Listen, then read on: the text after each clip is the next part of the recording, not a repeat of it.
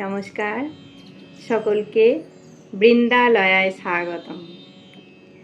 আজ আমরা শ্রীমদ্ ভগবদ গীতা সম্পর্কে বিশেষ কিছু তথ্য জেনে নেব। গীতা কি? গীতা হলো আমাদের পবিত্র ধর্মগ্রন্থ। ধর্ম কি? ধর্ম কথার অর্থ হলো ধারণ করা, অর্থাৎ কোন কোন নীতি হৃদয়ে ধারণ করলে আমরা জীবনে এগিয়ে চলব তারই নির্দেশনা রয়েছে এই গ্রন্থটিতে। এরপর জানব এই গ্রন্থ কেন আমরা পড়ব। আমরা এই যে দেহটি পেয়েছি, তো এই দেহটি সম্পর্কে বিজ্ঞান বইয়েতে পড়েছি যে এই দেহটি হলো একটি যন্ত্র, অর্থাৎ আমরা হলাম মানব নামক একটি যন্ত্র। তো এই যন্ত্রের বিভিন্ন অংশ রয়েছে।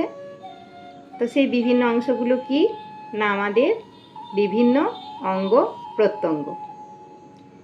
এছাড়াও মন, বুদ্ধি সহ বিভিন্ন ইন্দ্রিয় রয়েছে। তো সেগুলিকে কিভাবে সঠিক কাজে লাগালে আমরা দুঃখ, কষ্ট, ভয়, দুশ্চিন্তা, উদ্বেগ থেকে মুক্ত হতে পারবো তারই নির্দেশনা রয়েছে এই গ্রন্থটিতে।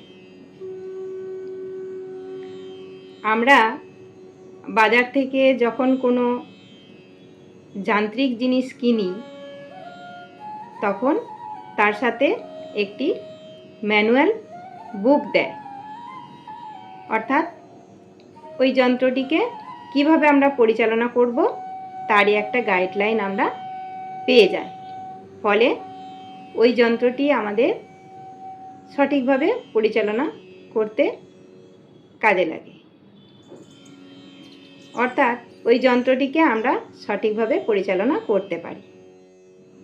ঠিক তেমনই শ্রীমদ্ ভগবদ গীতা হলো আমাদের এই মানব নামক যন্ত্রটির ম্যানুয়াল বুক।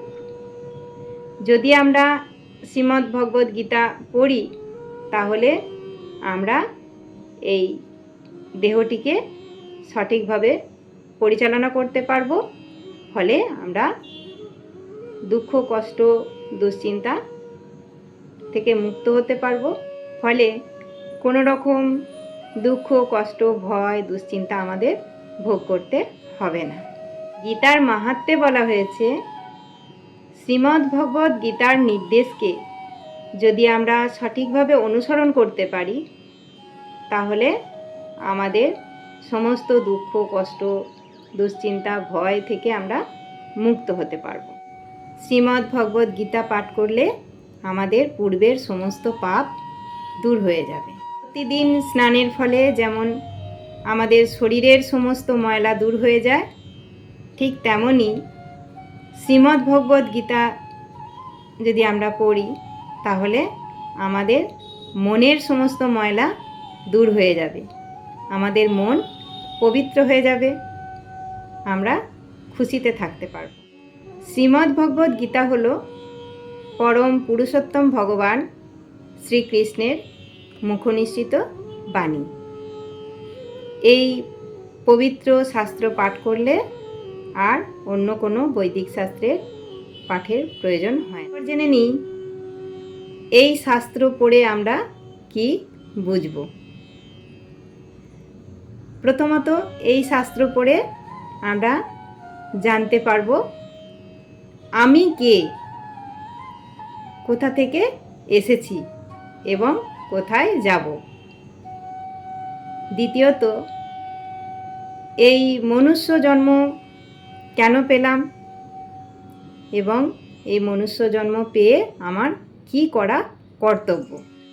তৃতীয়ত আমি কোন ভগবানের চরণে শরণাপন্ন হলে আমার সমস্ত দুঃখ, কষ্ট, ভয়, দুশ্চিন্তা দূর হয়ে যাবে। চতুর্থত আমি কিভাবে সুখে, স্বাচ্ছন্দ্যে, আনন্দে দিন যাপন করতে পারব। শ্রীমদ্ ভগবদ গীতা যার মুখনিসৃত বাণী, সেই পরম পুরুষোত্তম ভগবানের একক স্তোত্র আমরা কীর্তন করব। হরে কৃষ্ণা কৃষ্ণা কৃষ্ণা হরে হরে, হরে রাম রাম রাম হরে হরে।